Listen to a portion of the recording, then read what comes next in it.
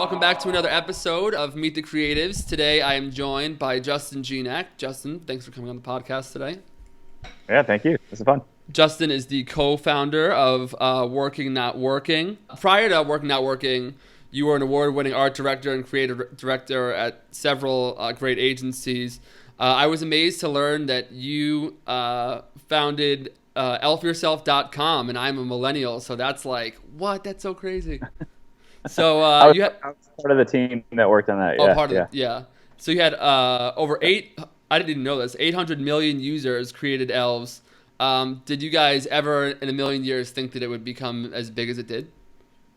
Oh no, not at all. And at the time too, we had a brief from Office Max just to like get people to consider shopping for the holidays there, which seems like shopping at a office supply store for the holidays doesn't really seem that appealing. Right. And so we decided to do 20 websites of just like fun holiday games to get people even just on getting Office Max on their radar. So we did Elf Yourself was one of 20 websites, and it wasn't even actually my favorite. But then Elf Yourself just like took off, and I think there was like in the first year, it was only up for like 5 or 6 weeks, and it got like 36 million visitors. Wow. The first year, and then in the second year, it got like 100 and something million visitors, and then it's been going on now. They've kept it going for like. In 2001, you started selling garbage, another fun endeavor that you had there. 100% authentic New York City garbage. The trash is handpicked and arranged in cubes that are signed, numbered, and dated. Today, more than 1,300 cubes have been sold to over 30 countries. And then I read further that regular cubes sell for $50, and then special editions sell for $100. So, for example, from like a World Series or something like that. So, where did you get the idea to sell garbage, and what were your initial intentions? So I was a advertising and design major at SVA, and it was the summer after my sophomore year. I had an internship at MTV, and we were just hanging around one day, and we were having a debate about the importance of package design. And someone's like, "Oh, package design doesn't matter," and I'm like, "That's ridiculous." And so I took that as a challenge, and I wanted to figure out a way to prove them wrong. And I figured the only way to prove them wrong would be to package something that absolutely nobody would ever want to buy. And if I could convince people to buy it, then I would know my package design was successful. So just staring down into Times Square, it's one of the most populated places, but then also one of the most filthy places. I realized, garbage. Like, people obviously don't want garbage; they throw it away. If I could package garbage and get people to buy it, then I could prove my point. So I sat on that idea for probably about 6 months, maybe a little longer. And it's just one of those ideas that just kept bubbling up. So I was like, all right, screw it, I'll do it. And I went and found some plexiglass cubes. I went and picked up some trash late at night, one night, in my neighborhood near the SVA dorm. And then I made about a dozen cubes. And I made a little cardboard box that I flipped upside down, and I spray painted on it in silver spray paint, garbage for sale. And I had like a little stool, and I just stacked them up in a pyramid and just went out into the streets of Times Square trying to get people to buy them. And I went like on 42nd Street, and then I went outside the line for TRL, because TRL on MTV was a big thing with Carson Daly. Yeah. And so there's like a bunch of like, college girls and high school girls. So I'm like, maybe I can convince them to buy some, and nobody wanted to buy it. So I started trying to offer like a free badge portrait with the cube. Nobody wanted that. And I was only at the time trying to sell them for, I think initially $10, and I was like $5. Still nobody was buying them. And then I went back out that night, and it was like 10 o'clock at night, and there was this older man who barely spoke any English, and I found out he was from Ecuador. And he saw it, and he laughed, and he somehow got it and connected with it, and he was my first customer. That's so awesome. And so he bought the first cube, and then the next day I went back out with a little bit more swagger and confidence that I could do it. And I sold probably like another 3 or 4, and then I was like, well, I got to make a website. And I had no idea how to make a website. And back then, Photoshop had this. There was no Squarespace back then. There's unfortunately no Squarespace, which is now what the site is on. So I was just took a Photoshop file and just did a bunch of slices, and then there's a program that made it HTML, and I had crazy rollovers. Like, it was the worst designed pile of garbage, but it worked. And I put the site up, and I started getting, I think I emailed a couple blogs or whatever, and New York Magazine ended up doing a full page article about it. Oh my and God. then And then NBC saw that, CBS saw that. They came to my dorm room and started interviewing me, and it just started to snowball because it was one of those like ridiculous ideas. Yeah. And I think for me, when I first started doing it, I was like, well, how do I make people want this garbage? And initially, I had a little stencil that I cut out of paper, and I was spray painting on the front, New York City garbage. Mm-hmm. And it was just like in a small, like 100 square foot dorm room. It wasn't really smart to be doing spray painting a bunch of cubes. And it was just a messy process. But I was like, how do I make this like so people want to buy it? How do I make it collectible? And at the time, Beanie Babies were a big deal. And you might be too young to know what those are, but they were like little stuffed animals.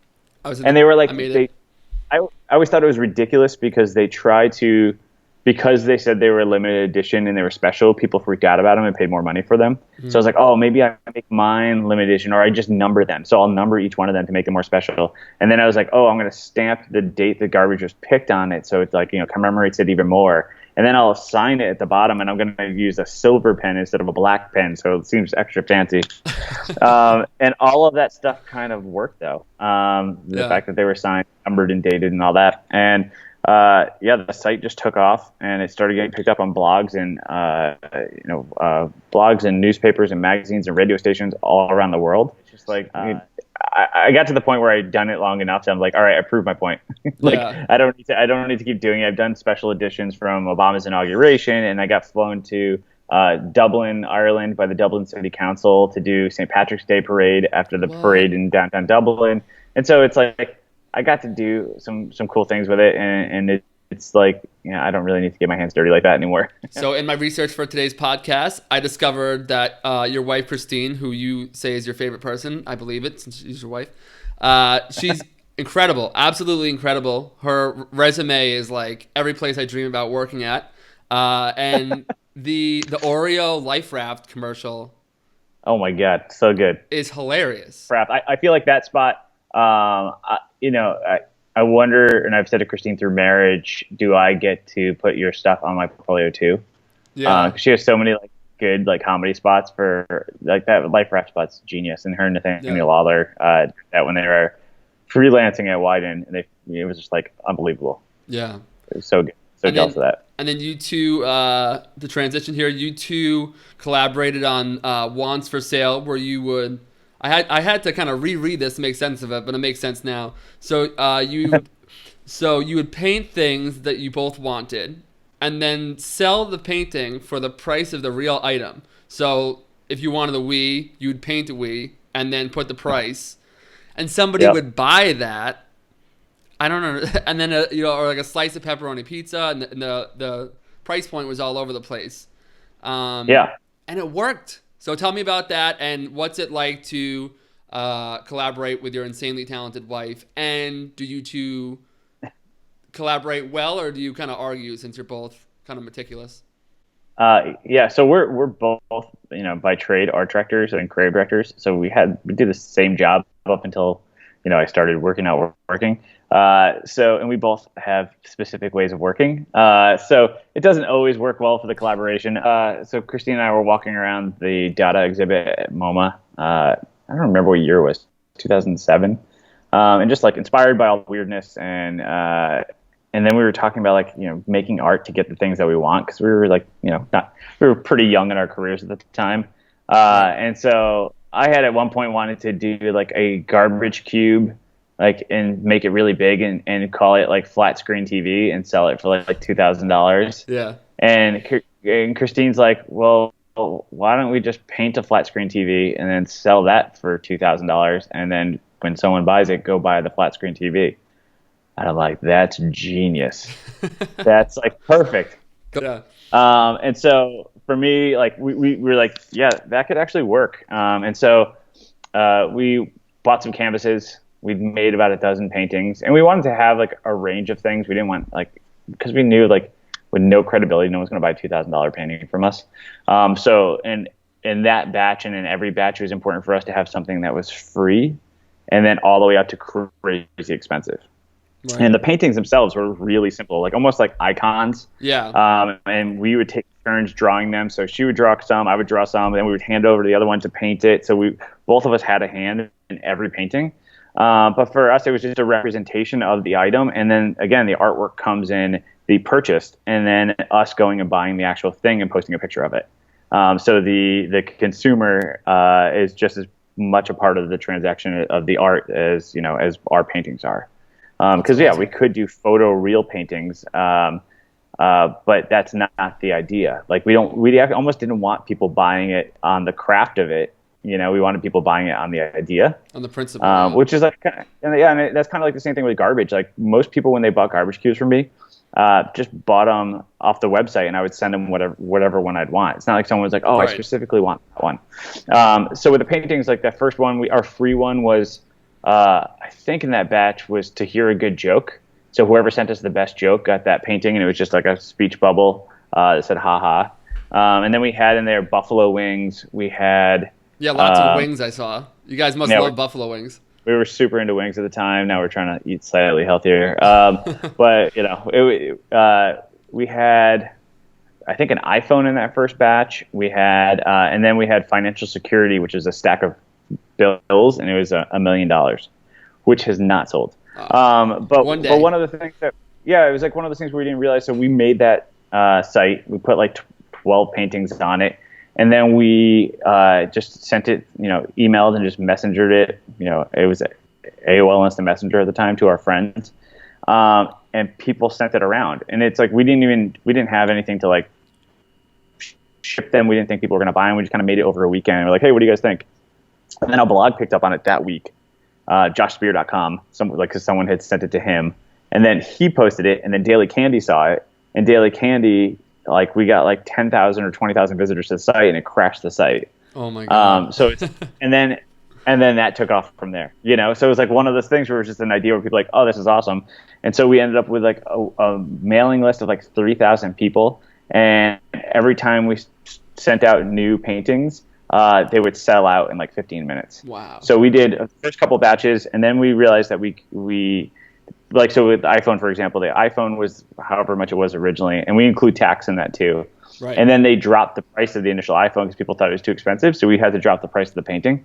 So it was like, and so that's how it worked. And we would do that, and it got to the point where we did video games, and I got a David Ortiz jersey because I'm a Red Sox fan. Yeah. But we had to start doing more experiences because we just lived in a small New York City apartment. We couldn't, we didn't have room for more TVs. Stuff. Yeah. Yeah, so we started painting like drinks on us, and it was just a long painting with a bunch of drinks, like flaming shots and wine glasses and all that, and that was $500 to take our friends out for drinks, and that like sold. And so like it was cool from though. One when person we were or going from like a group? Was it like from like a job or like a $500? Yeah, one person bought that. Wow. So like, but it was fun to see. Like one of the most fun ones we did was a Vegas vacation. And so we painted all the aspects of a Vegas vacation. So we painted the flights, so the flight there, flight back, each of those. We painted each night of the hotel room. It was a do not disturb sign in a different color each one. We did all-you-can-eat buffets, which is, I think, my favorite painting that we've done. We did topless showgirls. We did aspirin. We did good luck, and it was just a rabbit's foot, and that one was free. So whoever got to the site first and paid for the shipping got that painting. That's so awesome. Because they needed luck to get that. And that series, besides one painting, sold out in like 10 or 15 minutes. Yeah. So it got to the point where like, and this was before Instagram, like hell, if we were doing this now with Instagram, it would be even easier to get the word out. But it was one of those things where I've learned a valuable lesson there because with the garbage, I didn't have a mailing list. Right. And when we started Wants for Sale, we had a mailing list there. And it's just nice to have an audience of people who've already invited you into their inbox. Yeah. And to be able to like give them that alert of when things are happening, it was just like it was a built-in audience for everything that we were doing. Yeah. So less than a year after we started Wants for Sale, we started feeling really greedy, and so we wanted to help other people, and so we started a sister site called Needs for Sale. And so, for example, Habitat for Humanity says a kitchen sink is $100. So we painted a kitchen sink, sold it for $100, and gave all the money to Habitat. And we did that for Heifer International. We did that for charities for educating girls in Africa. We did that for phone calls for the troops. We did that for Toys for Tots. We did it for all sorts of charities. Wow. And we made these paintings and donated all the money, which feels a lot better than getting an Xbox game. Yeah. And then BBH came to us because they had that idea for UNICEF. Because there's conflict in the Horn of Africa where women and children were just being either killed or left homeless, and they were fleeing it in refugees, and so they wanted to help them. And like, how do we go and take the idea that we did for Needs for Sale and bring that to T-shirts? And so we partnered with Threadless.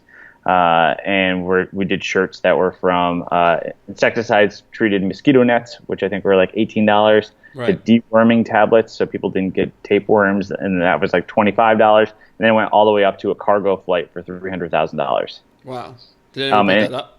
Yeah, someone actually got that shirt. Holy So it's so crazy. It was cool. It's just like when I went on press at Threadless, watching them print the shirts. And it's just like, you're like, oh, that'll save a life. That'll save a life. And you're like, it's just it's weird when you have an idea that was kind of born out of greed, in a sense, greed, and just like, and also wanting to, finance our life, to go and see how it's evolved, and really be able to do some good with it. So like, we were psyched that BBH like involved us in that, and we were able to make that happen. But we raised almost $400,000 for the cause. So wow. When you do that, you're just like, it's nice to turn around an idea and really be able to see the breadth of what it can do. Wow, that's awesome, man. Thanks. Bravo. I don't like to use that word, but I guess that's where you would say that. Thanks, appreciate it. Yeah, it was. And also you realize that you can't do stuff alone. Like there's a lot of really smart, talented people that worked hard to make that come to life. And it's nice when you see other people be inspired by ideas and then also want to work hard to make them happen. Yeah. It's good to be good to people, and then it all comes back around. Yeah, for sure. I've been kind of taken recently with the work because of you, obviously.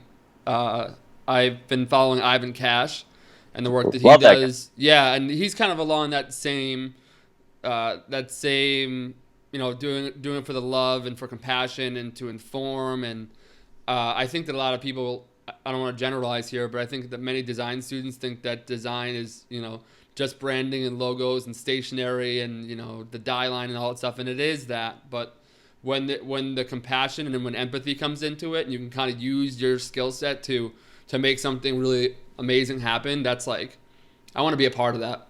But I need to pick a career path these days. So that guy's amazing. I love Ivan. And the thing is, like, design and anything that we're doing is communication and connection. And that's why we're doing it. And you make something beautiful so someone feels a connection to it and then is intrigued to go and either buy it or interact with it or support it or take action, whatever it is that you're trying to communicate.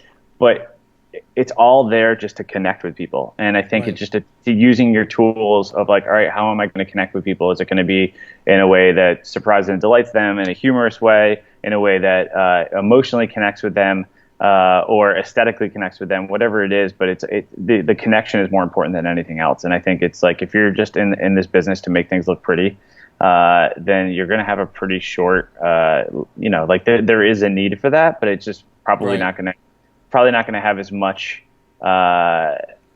influence as you would maybe hope, and because it needs a little bit of that humanity to be able to resonate with people. In 2011, you and your partner Adam Tompkins set out to make it easier for the best freelance creatives and creative companies to connect. You founded Working Not Working, an invite-only network of the busiest and most talented and sought-after talent in the business. Can you explain what gave you the initial idea to make Working Not Working, and explain how Working Not Working is different than traditional recruiting agencies? Yeah, sure. So I was full-time in advertising as an art director and creative director for about 5 years. And then in 2007, I went freelance just to work on all the projects we just talked about and give myself some more flexibility. And when I was freelancing, it was just always a pain in the ass trying to find a job. because like I would just go and email, and my opportunities for finding work was only as big as my network. So I'd only worked at a couple of agencies, like basically 2 agencies. So I would just email everyone I knew that I had worked with previously, and be like, hey, do you guys need help? Do you need help? Do you need help? And like the odds of the timing being right was like, it was very low. And so I'd spend a couple weeks emailing everybody, whatever. And then finally, like 2 weeks later, someone would be like, oh, actually, we do need help. I'd get booked. And then without fail, I'd always get a few job offers that week after I'd already accepted another job. So it was just like such a weird, inefficient process. And I'm like, why don't I just broadcast my availability to everybody? And so for me, like I'm a bit of a smart ass. So on my portfolio site, I just made a blinking neon sign that either said Justin is working, Justin's available, or Justin's available soon. And I called it the Justin Gignac freelance status apparatus. And then awesome. That's so cool. I had an overutilization of technology. So I had a Facebook group, a Twitter feed, a text alert, an iPhone app, and a mailing list to follow my availability. And I ended up with like 40 agencies following my status. And so every time I would go and switch it to available, I would ping everybody and whatever their preferred channel was, and I would get 2 or 3 job offers within a day. Wow. And it was like, wow, this is pretty nice. And any jobs I couldn't take, I would email to my senior art director friends. And at first it was funny because people were like, oh, that's cool you do that. And I'm like, what's cool I do what? And they're like, oh, send your contacts and your jobs to somebody else. And I'm like, yeah, but I'm not worried that if I go and send a recruiter to you that they're never going to call me again. There's like enough work going around for all of us. Right. And it was just like a good karma thing, which was nice to see. And then it got to the point where recruiters were like, Justin, all right, I see you're working, but are any of your friends available? And I'm like, holy shit, I'm a rep now. And at the same time, Adam and I had worked at our first jobs at Ogilvy together. We were both art directors in 2002, so we had been friends for a long time. And he was working on his own startup at the time. He was trying to find freelance developers, and he was having an impossible time doing that. And we were talking about my status apparatus and realized that if that could work for me, it probably could work for everybody. So we were like, wait, we should make this. And over the next couple of weeks, we crudely wireframed it. They're really embarrassing to look at now. And then we shopped it around to a couple external studios to help us design and develop it. And we found this place in Oak. We found this studio in Dumbo called Oak. And they did all the design and dev. And we launched it 6 years later.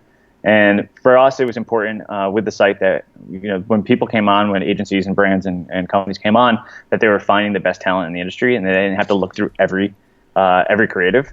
So we vetted out the talent that was coming in. So we only let in about 10 to 15% of the people who apply or are nominated, because we want to make sure the bar is really high, and that the agencies like Droga5 and Widen and Google and Facebook and Airbnb, they're finding really amazing talent through us. So we're going through the pretty labor-intensive process of doing the vetting for them, so they're coming across great talent. Awesome. And also the difference too is when I was freelancing and for recruiters, typically they go and all the agency in-house agency recruiters I knew would go and email and call every single person they knew, and that was either in their Excel spreadsheet or their Rolodex, to see who was available for a gig. And you do that, and you're like, oh, they're booked. And then when none of those people are available, and that usually takes a couple days to find out, they would run around the creative department and just ask anybody if their friends are available. And then they're really, at that point, just getting a warm body. And then if they're really desperate, they would call a headhunter. And headhunters charge anywhere from 15%, and I've heard all the way up to 100% markup, especially on freelancers' day rates. And that's insane. And the thing is, too, when someone gets a job through a recruiter, like if I got a freelance job through a recruiter, they would have a contract with the agency for a year. Right. So anytime they wanted to call me back, they'd have to pay that fee for the year. And so what would happen is they'd be willing to pay that fee, for the 2 weeks of the month of the project because they were desperate. And then after that, they're going to look to hire anybody other than me because they don't want to pay that fee. Mm-hmm. And so I don't get the work on the project I want. The companies don't get the creative they want. It's bad for the work, and it's bad for everybody. So for us, when we started working, we're like, all right, we're not doing commissions. And Granted, had we done commissions, we'd probably be making way more money right now, but we just realized it's not the right thing to do. And so we don't charge the creatives anything, and we just charge a monthly membership fee for the recruiters. And they have access to everyone on the site, and they can hire anybody that they want for the couple $100 a month. Awesome. That's so cool. When you guys are looking for talent, the bar is really high. And I'm sure you are inundated with submissions. What are the things you see over and over again that you kind of wish you didn't see, or holes in people's game? Yeah. Where is it usually lacking? So we have a membership board now. Like Adam and I used to, in the first 2 months, we're doing the vetting ourselves, which while also trying to freelance to pay the bills and sign up companies and do the emails and throw the parties and do everything else on the site and write all the copy and the features and all that. Right. So we quickly learned that wasn't really efficient enough for us. So we hired a few people to work as our membership board internally. And the bar for them is to, are people doing work that makes us jealous? Would we want to hire them? And we're looking for people that are doing recognizable, groundbreaking work and are either current superstars or potential future superstars. So we're getting people that are right out of school. We're getting people that are junior, mid-level, all the way up to CCO and design directors. So it's having that range of folks that are just making work that gets us excited. Right. And right now we're working on designing the next version of Working Not Working. It's going to launch hopefully at the end of January on our 5-year anniversary. Awesome. Now that I put that out there, now we really have to do it. But setting your own bar. For us, we're going to be expanding the membership board to include people in the community whose work we really admire. And so we'll have, instead of a few people doing it, we'll have, many people within the community helping us do that, so we can get through all of the people who are applying and nominated, much quicker. Because right now, because we only have a few people doing it, and there's several thousand people in the queue waiting to be reviewed, it takes a long time. Yeah. And just know it's not the most efficient process. So we've been working hard over the past few months to build a better system, so then people can get in and get an answer, in a few weeks as opposed to, right. much quicker. Right. That's awesome. So, and we see a lot, even back when I was looking at books, the things that would throw me off is people not putting where they've worked, people not putting clients they've worked on, people having typos in their book, especially if you're a writer. Having a typo is it's almost like being a designer and art director and having a widow. It's just you can't have that. Just kind of the basic fundamentals. Not showing off your work clearly. I think a lot of times people will have small thumbnails, or they I've been to some people's books and it's all text links, and it's no, show the work. Right. Also, people a lot of times people feel like they need to put everything they've ever done. And really could benefit from some editing. So there's an old saying that you're only as good as the worst thing in your book. Right. And that, I think people get knocked a lot for that, because you look at stuff, you're like, oh, that's amazing, and then you get down, you're like, whoa, what is this thing? And you're like, well, you put that up there.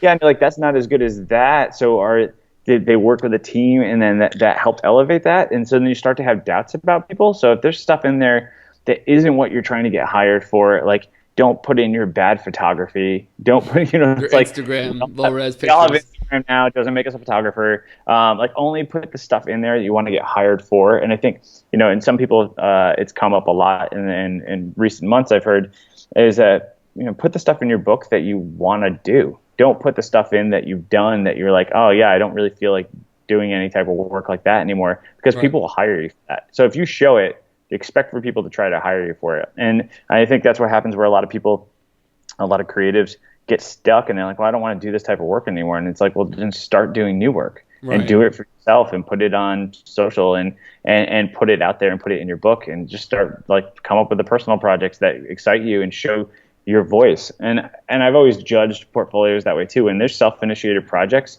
it's such a clear representation of who people are. Because if they're the only one in charge, they were making all of the decisions, then you really can tell someone's thinking. And at the same time, it's nice to see that people have ambition and want to make something happen.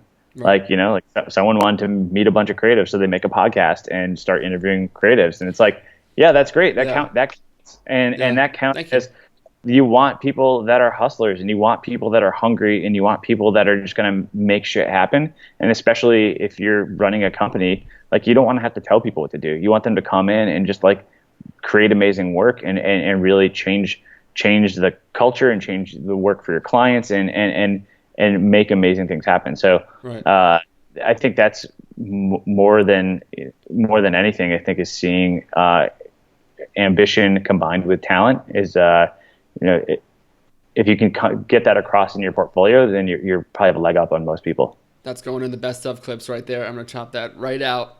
All right, cool. Killing it. You mentioned about. I was going to say one thing. Like I saw Scott Belsky talk a couple years ago at South by Southwest. He said something to the effect of, like, you can't teach enthusiasm. Right. And like, he'd rather have someone who's enthusiastic than someone who, like, and then teach them all the things that they need to know, because you could tell that they're eager to learn those things. Yeah. And so, like, yeah, it's always just good to see that, like, that people are just like have that drive, because you can't teach drive, you can't teach passion, you can't teach enthusiasm. Right. So with Working Not Working, you have a blog called Free Range and a podcast called Overshare, both of which I love. As I mentioned before, I've attended several of the Overshares. David Droga, Jessica Hish, Chantel Martin. I just took her class on Skillshare. Ivan Cash. Cool. I have deactivated my Facebook account for the month. I've inspired by.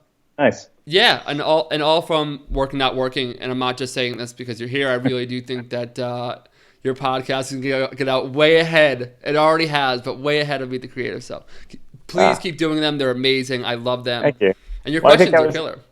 Thanks. I for me, I just do Overshare for me, honestly. Yeah. I do too. These are selfish reasons, this podcast. Yeah, absolutely. It's all self-serving. But I think I see so much in the industry. People, you go to conferences and you see people talk about their work, and it's always, for the most part, the highlights. And you see such carefully curated images on Instagram, and that's all great. But I wanted to just learn more about the struggles and how people deal with the ups and downs that go with being a creative person. Because, sometimes there's great highs, but there's also really low lows. And for sure.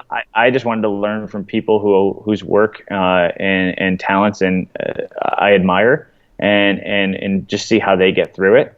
So I just have those conversations for me to learn something, and the fact that people are there and they seem to get something out of it, and on the podcast people are listening and get something out of it is bonus. But I think it's just it's topics and things that aren't really discussed often enough in public, and I think a lot of times we shy away from the struggle because I want to look like I'm perfect. I've got it all together. I've got it all figured out. And to show otherwise would come across as weak. And I think it's okay for us to share a bit of that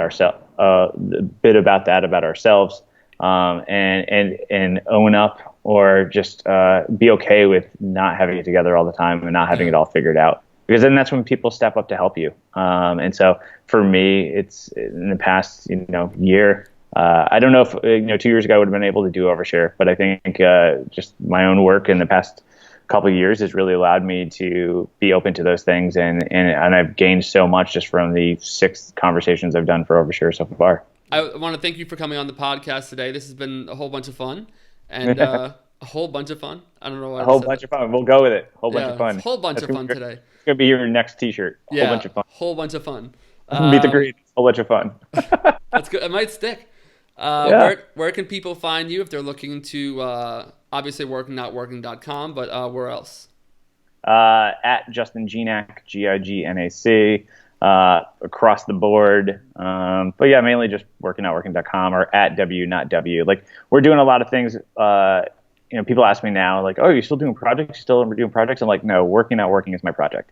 Yeah. And and I get to, it's my baby, and I get to I get to do overshare, and we're doing, Mike O'Donnell, who's our, he runs Free Range. He's making amazing content on there, and we're collaborating with members on making, content and making products and all of that. And so those are my side projects now, and that's the stuff I get really excited about. So anything that I want to do and get to make now is all even more exciting, because I get to collaborate with amazing artists and just get to geek out with people that I'm like super fan of, and can go and make stuff with them. So just watch Working Not Working. That's where all the fun shit's going down, and subscribe really excited to the podcast. It's fantastic. I love Thank it. you. Yeah, overshare by Working Not Working on iTunes. I think that the David Droga, the biggest thing to prove your point from before was talking about how at every level there is a struggle. And David Droga talking about the flags waving outside of his agency in New York, and his daughter just like rolling her eyes.